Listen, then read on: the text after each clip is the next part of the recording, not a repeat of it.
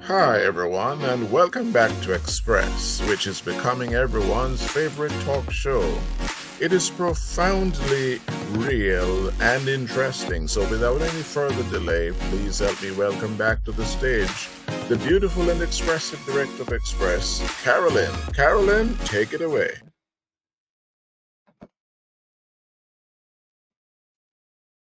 Hello, everyone. This is your show, Express, for the people. You are the people. Without you, this would not be possible. Thank you so much for stopping by. For those who have followed us, thank you. You've done your subscription.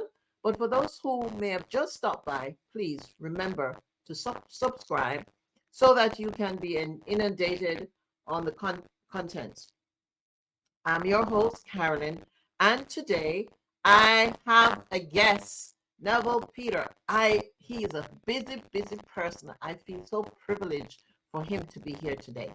But let me just tell you a little bit about him before he comes out to the studio. Neville Peter was born on November 17th, 1972. He was born and raised on the beautiful island of St. Thomas. About the age of 5 or 6, he began to sing in church. During the congregational songs, he would sing as loud as he could. They say you could hear him above the organ and everyone else. He did it for just fun. And because the older members seemed to enjoy his singing, his younger friends, however, did not enjoy his singing that much, and they began to tease him. So he decided to tone it down a little and to sing softer, and not sing at all. However, the older members began to ask him, "What happened? Why didn't I hear you sing today?" To which he would reply, "I am singing bass." At the age of 14, Neville began to study piano.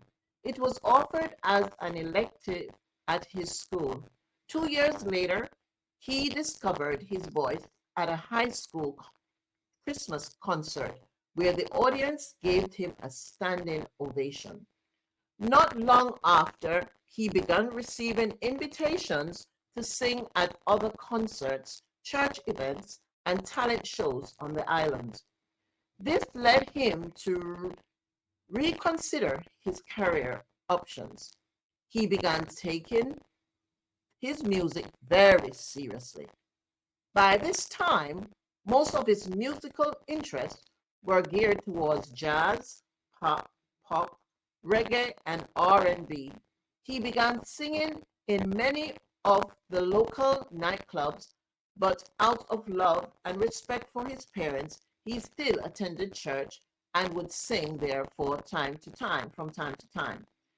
At the age of 19, Neville left St. Thomas and moved to Miami, United States, where he attended the University of Miami and he received his BA in studio music and vocal jazz. While in college, he received an award from Downbeat magazine for Best National College Jazz Male Vocalist of the Year. During this time, he began performing on South Beach and other clubs in Miami area. Neville has toured with Cassandra Wilson and has worked with Gladys Knight. And when Gladys Knight heard a recording of him singing his original music, she said that he was destined for the Grammys. However, shortly thereafter, his career in secular music was cut short by God's divine providence. Although resisting God's call initially, on January 1st, 1998, while singing at a New Year's Eve party in Michael Caine's restaurant, Neville decided that he had seen all the world and had to offer what the world had to offer, and he did not find it appealing. It was at that moment he resolved to give all his talents to God, withholding nothing.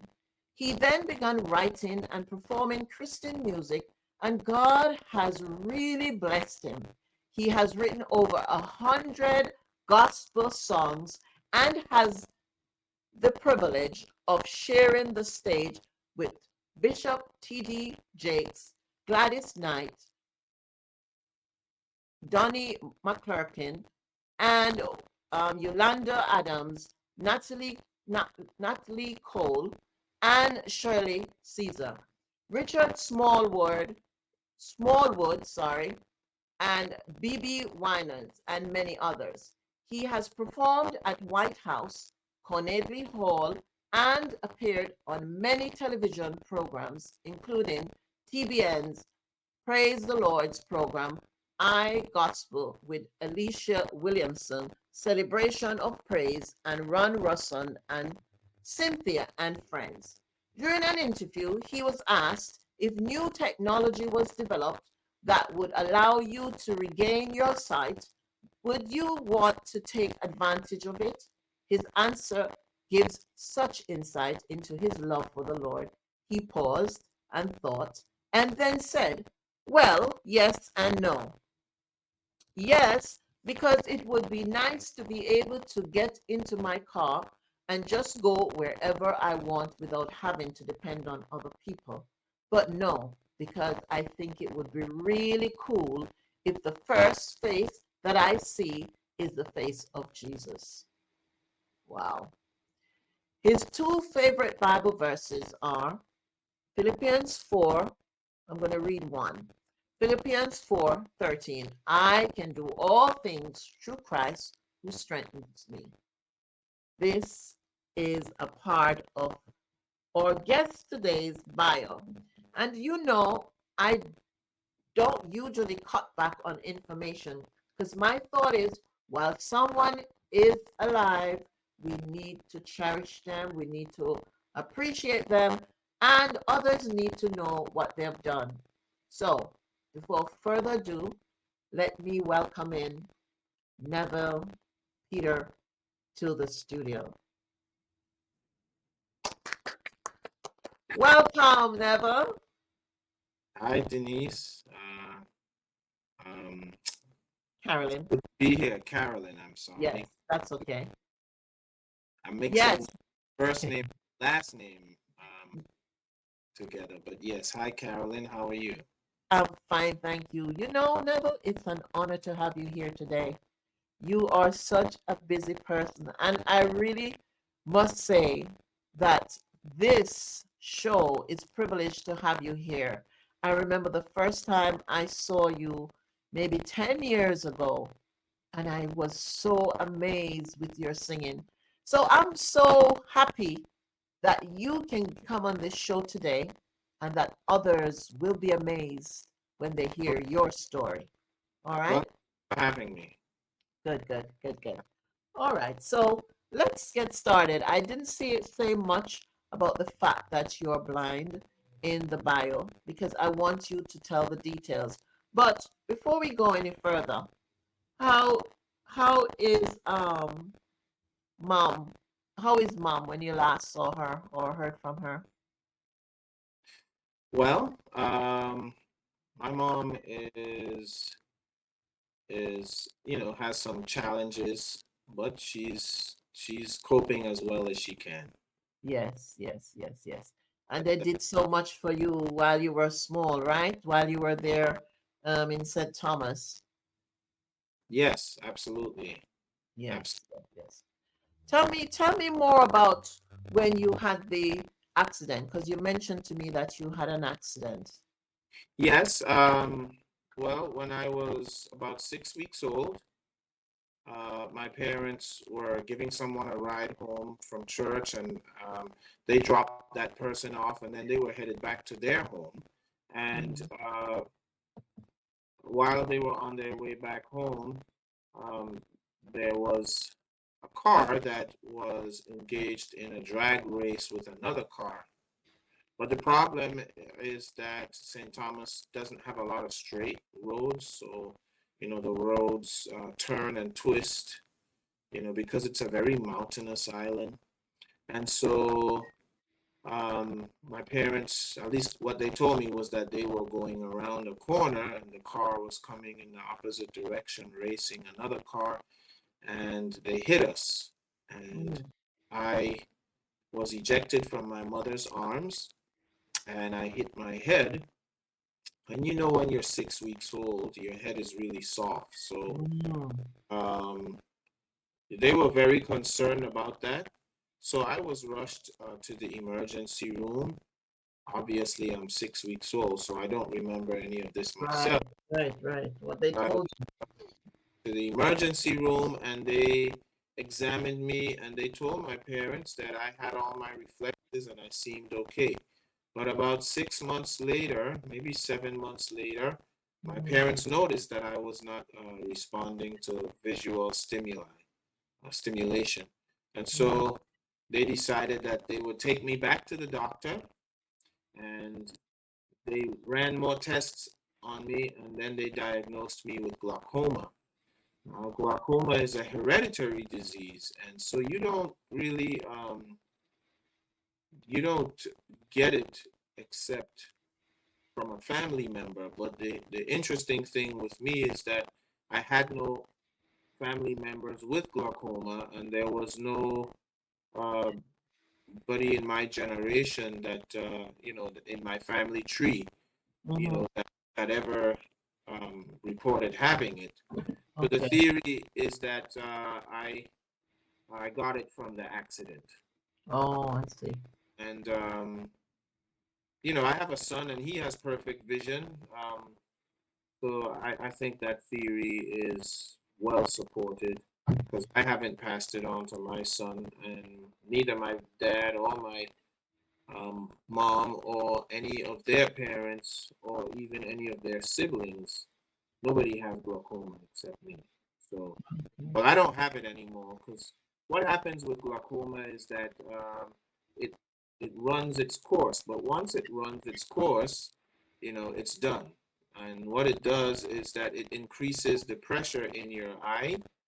And when it does that, actually, it's very painful and it takes away your eyesight very slowly. So it's kind of like an imperceptible thing. It's so slow that you don't really notice it. Um, I remember when I was a little boy, I used to have to wear these thick glasses to help me to see. And About how old were you then? about maybe 6 or 7, 6, 7. Okay. 5, between the age of like 5 and 7, and Mhm. I have had to wear those glasses. But I remember once um, the glasses were no longer effective, I was happy to take them off, because, I guess they were really thick and they weren't very attractive and so on. You know, Mhm. so, so glaucoma is a very slow kind of process. Mhm. At times it's painful.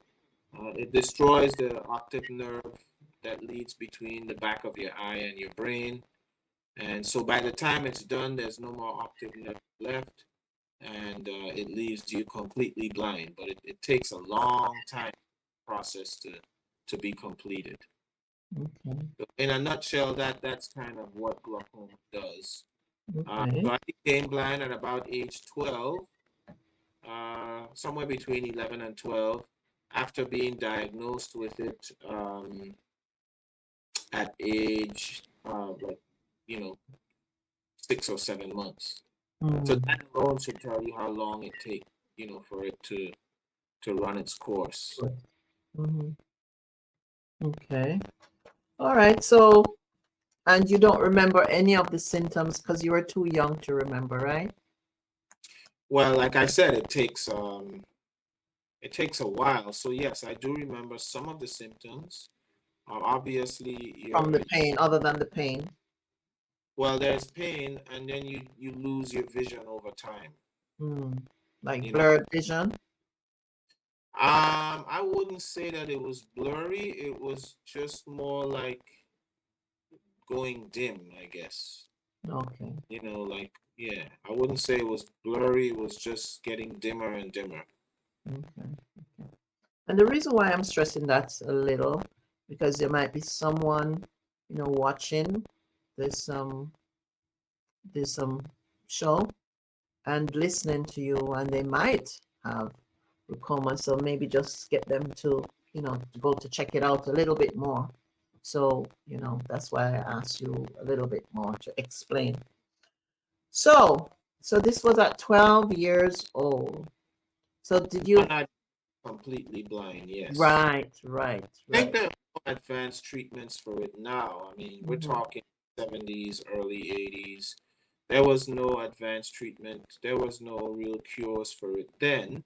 Hmm. Um, but I understand now, this is years and years later. We're in the 21st century. I believe there are options that people can take now that were not available to me back then. Back then, yes. So this all happened at 12. Did you find mom and dad treated you different from the or other siblings? How did you feel during that time when you couldn't see? Do you think? No, my parents did not treat me differently. Mhm. Um, they would treated me just the same. Um, if I got in trouble, I got spanked, and if I, did something good, I got commended. Okay, No, my parents didn't treat me differently at all. okay. When I was in school, Hmm. I would say that perhaps maybe my teachers tended to have different expectations. Um, the challenges I had growing up were not so much with my blindness. My challenges were more social. Social, okay. Yeah. Right. You didn't, when you were younger, you didn't have many students who would stop and play with you. That's what you're saying. Something like that. Well, yeah, I mean, because when you're a young kid, you work, you have to see how, you're still learning yourself and figuring things out and so on. Hmm. You want to fit in, and so it was tough, at times. And then when I would act like a normal kid and do certain things, do things that normal kids would do, somehow some of the teachers that I had expected that because of my disability that I would not act normally. So Oh, then as me being, rude or disrespectful, or okay. it was, not taken well. Well, So, like I said, there were definitely challenges that I had to overcome as as a young, yes, okay. person. You know, Mm, most of the times people who have disabilities are not treated normally. Like they're not treated like real people. mm. So it's not just limited to blindness. Yes, and Um, that's true.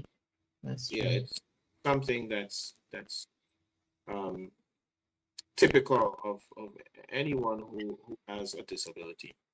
Yeah. But it amazes me that, the fact that you are unable to see how much you have done. Let's talk more about that, because it's amazing. Some people have their eyes and they can see, and they haven't accomplished half of what you have done. So let's talk about some of that now.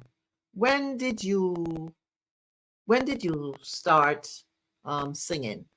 Um, I think Well, you said it in the bio. You were pretty young, right?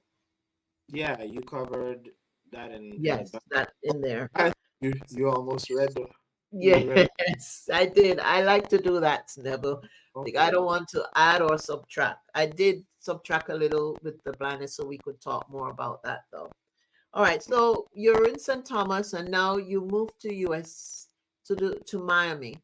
Why did you move to Miami? And were you interested to come to US, or were you just someone just said, Yeah, "Why don't you?" I Tell me definitely about that. Yeah, I definitely wanted to go to the US. Well, Mm. just for clarification, St. Thomas is the US because Yes, um it's a US Virgin Island. Caribbean, Virgin. It's Okay, it's Virgin Islands. correct. Yeah. So we're American already. Like I didn't have to naturalize or do anything like that. Which was a good thing. Uh, Yes. because there was no process in it. I was interested in going to the mainland because I felt that there would be opportunities for me there that I wouldn't have on St. Thomas. And I Mhm. did want to further my education in music, so I went to the University of Miami. Okay, so you moved to Miami, and what did you go to high school? Did you go to college? Tell us more about that. Well, when I moved to Miami, I was already finished with high school, and I was Okay. already an active musician. In fact, before I left, um, before I left the island, I was already playing in many of the places locally, in clubs, and Yes, you did say that, right? yeah, I was already sort of working as a professional musician in some cases. um, Mhm. so when I left the island, I left to continue doing that on a larger scale. Okay. Okay. That's why I ended up at the University of Miami. Miami. All right. So tell us more about college. Well, it was a great experience. I really enjoyed college. I it was the first time, that I was away from home. Mm-hmm.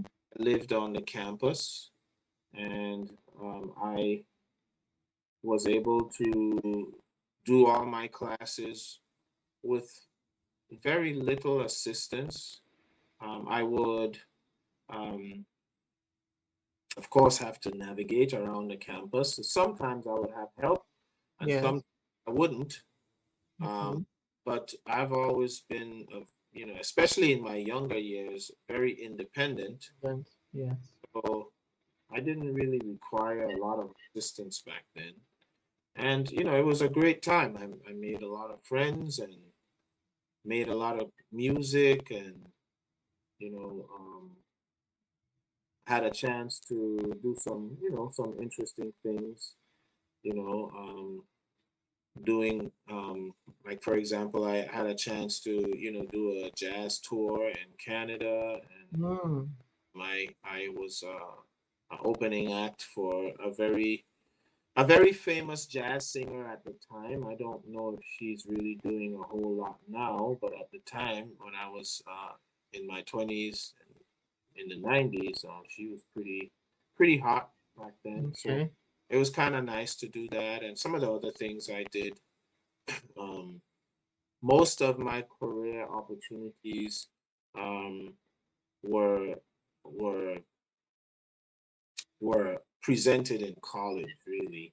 Mm-hmm. So yeah, it definitely helped to make me what I am today, for sure. Okay. So how long did you spend in college and what did you complete when you were Well, through? I have a BA in music performance, Okay.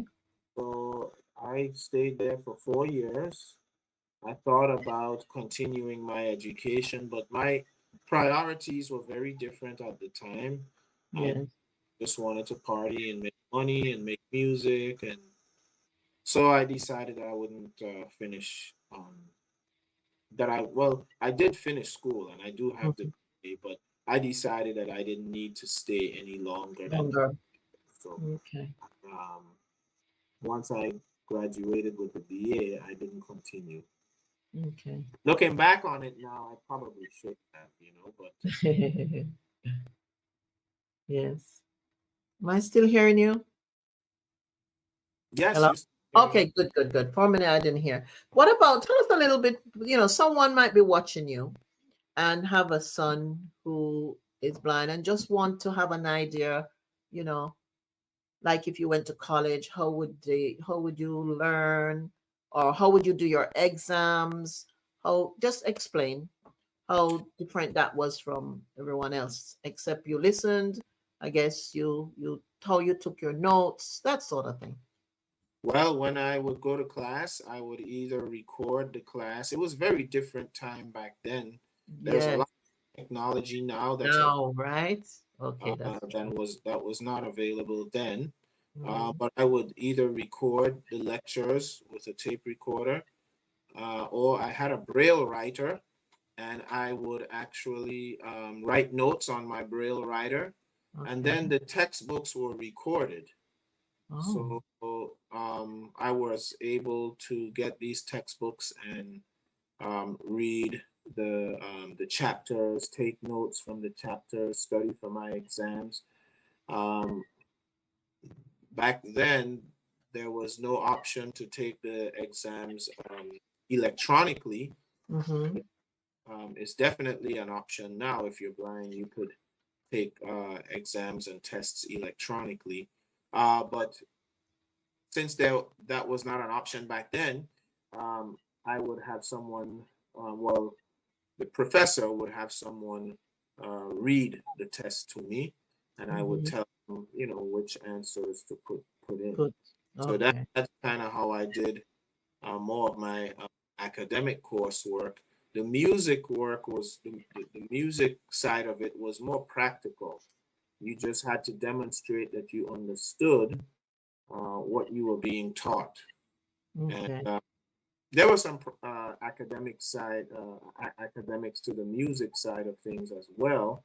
Um, and I used transcription. So, I would have the music written out so that the professors could see and understand that I was, Yes. following what they were All right. teaching. You understood what was being. Okay. Great. Great. Mhm. Okay. Who are some of the people that have helped you, what you would, during your life so far, that you would call your heroes? Can you? People that, well, when I was growing up in St. Thomas, I had a teacher that was assigned to me, and she wasn't like a teacher that would be in the classroom. She was kind of like a liaison between me and my classroom teacher. So Okay. she would put Like all, a para over here, maybe. perhaps, yeah. What she Yeah. would do is put all of the class work in Braille, Mm-hmm. and I would do it, all the main subjects, math, English, science, and so on. And then she would take my work and then write it out for the teacher in print. Okay. So the teacher could see what my answers are. Nowadays, it's been a while since I've actually been to school, but I don't think that's necessary anymore because there's software that can do that. Hmm. Yeah, there's software that can do that now. Yes, yes, yes. So, Anyone? Okay. but Uh, ooh, uh, I missed you. she was the teacher, and I, I'm sorry. What we heard last was when you said, um, nowadays wouldn't have to do all of that. There's some squeaking in the background. Can you still hear me? Yes, I can. We can hear you now. We Okay. can hear you now. Okay. Yeah, my phone was ringing. My wife was calling. Oh, okay, But okay, what okay. All right. So tell us about someone else. Anyone else? Just another person apart from mom and dad. Anyone else who made a difference to you to help you? Well, I guess I took a long time to really explain the role that she had in my life. But to be honest with you, she was like a second mom and dad. She was a teacher. Okay. She was, her name was Miss Reed, Lynn Reed. I never quite had a teacher like that. Wow. Never really. I met her when I was in kindergarten because I was like explain, glaucoma is a process. So Yeah.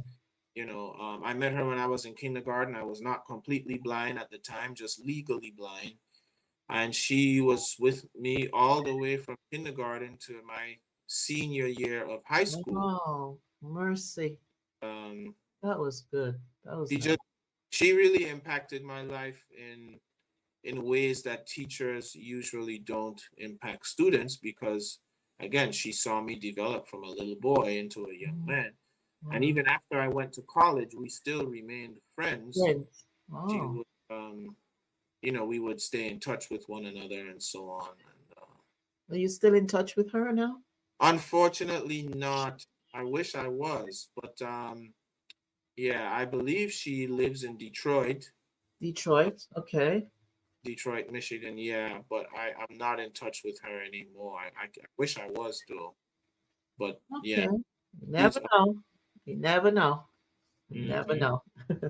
Okay, so listen, we are going to leave it as it is right now because this will end part one. Guys, you've got to come back because this we haven't even touched the surface with Mr. Neville's testimony. You've just got to come back to part two where you will hear so much more, you know. So for now, I'm saying goodbye to everyone. And as I normally do, always like to read a quote.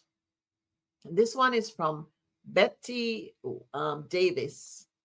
The key to life is accepting challenges. Once someone stops doing this, he's dead. So the key to life is accepting challenges. And once someone stops accepting their challenges, this quote is saying he's dead. Let's read another one. Without a challenge, your life is at a standstill. Don't just stand there. Move into it, walk through it, and conquer it, declaring victory along the way. Not sure who wrote that. That's unknown, as far as I know. But with those two thoughts, I'll close and say, see you again until. This is Carolyn from Express saying, bye bye.